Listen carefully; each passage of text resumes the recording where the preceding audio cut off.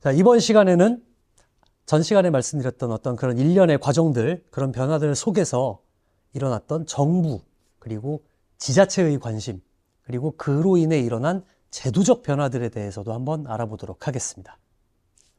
사실 브레이킹에 일어난 어떤 국가 차원의 관심은요, 그 당시 2000년대, 2010년대보다는 지금이 훨씬 활발합니다. 바로 브레이킹이 올림픽 정식 종목이 됐기 때문인데요.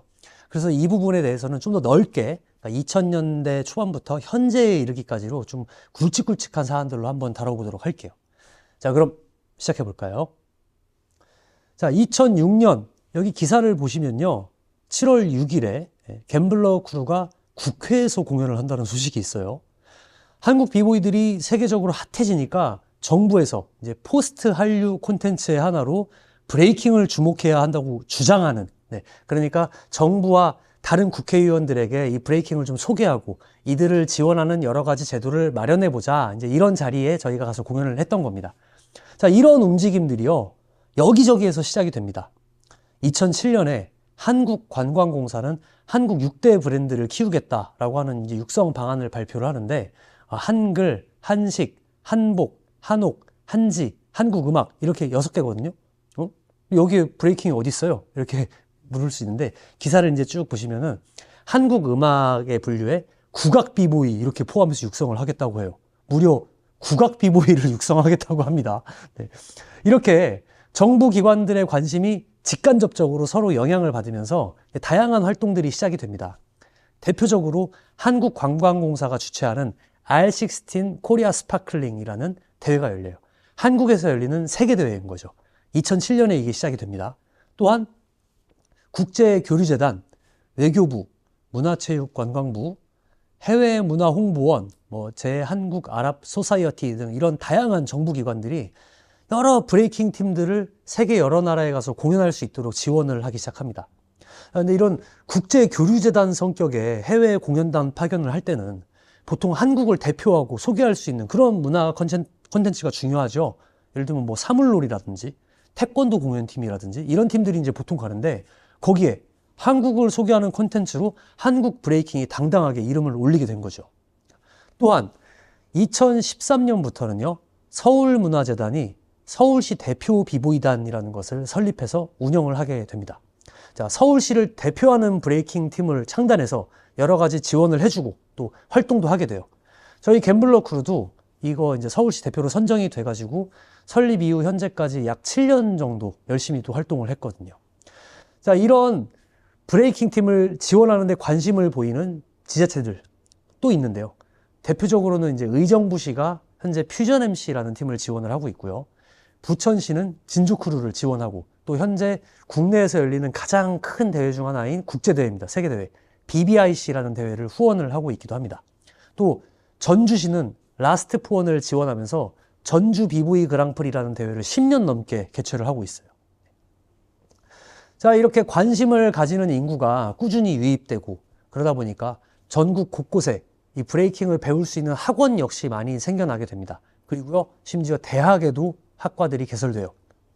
실용무용과, 스트릿 댄스 학과에 브레이킹이 이제 포함이 되고요. 지금은 브레이킹을 열심히 하면 대학에 갈 수 있는 시대가 됐습니다. 저 때는 없었거든요. 초기 이제 시범학과처럼 이렇게 운영이 되던 곳들도 현재는 많은 대학들이 이제 정규과로 전환해서 운영을 하고도 있고요. 또 브레이킹이랑 별개로 한국 K-팝이 엄청나게 또 흥행을 했죠. 그리고 몇 해 전부터 돌풍을 일으킨 우리 스트리트 우먼 파이터, 이런 것들의 영향으로 스트릿 댄스와 코레오그래피는 정말 지금 최고의 주가를 달리고 있습니다. 솔직히 말해서 지금은 브레이킹보다는 오히려 코레오그래피가 이 분야를 이끌고 봐야 된다고 봐요. 대학은 그렇지만 또 이제 브레이킹은 그래도 건전한 신체적 활동으로서도 여전히 많은 인정을 받고 있습니다.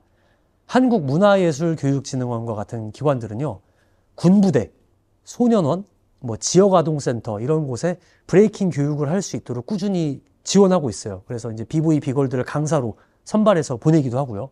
저도 이런 기관에서 꽤 오랫동안 수업을 했습니다. 이런 프로그램들은 주로 공공지원 사업에 속해 있는데요.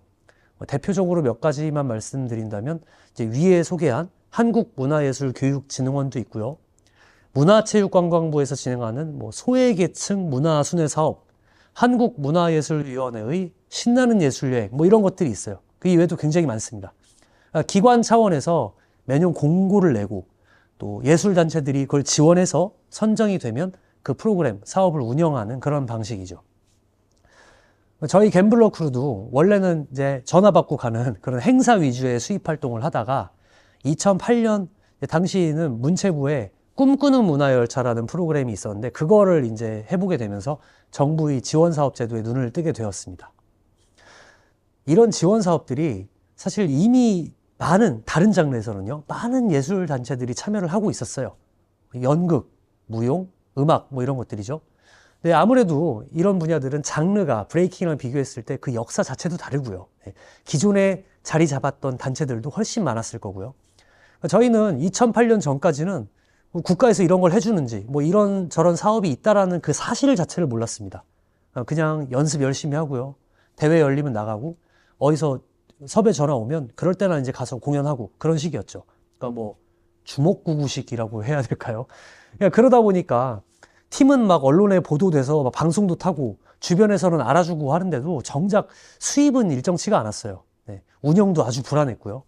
하지만 이런 공공지원 사업에 눈을 뜨게 되면서 그런 불안함의 일정 부분들을 어느 정도는 또 해소를 할 수가 있었습니다. 여기에 또 재밌는 여담 하나 제가 해드릴게요. 그러니까 2008년쯤에요. 저희가 처음으로 이 지원 사업을 한번 써보고 해보려던 그 초창기에 어떤 사업 지원서를 쓰는데 보통 예술단체가 지원 사업을 쓸 때는 그 예술 장르를 표기를 해야 되거든요. 근데 이게 정해져 있는 항목에 이렇게 체크를 하는 방식이에요.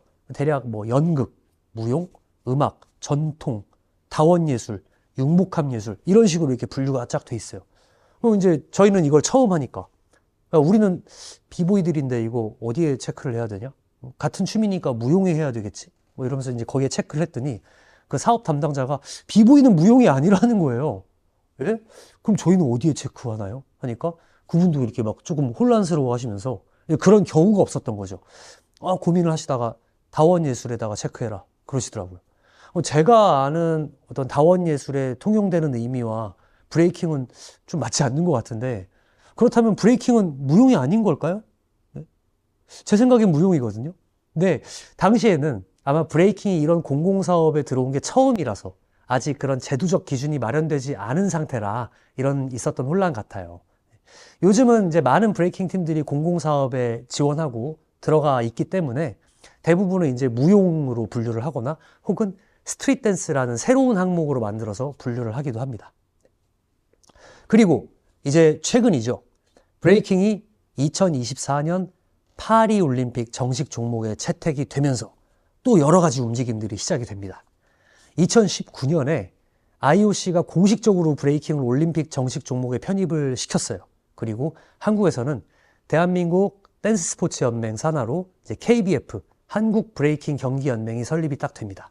자, 그동안 문체부 혹은 지역 문화재단, 뭐 예술위원회, 그러니까 즉 문화나 예술로서의 관심과 지원을 받았다면 이제 스포츠로서의 관심과 지원을 동시에 함께 받게 된 거죠.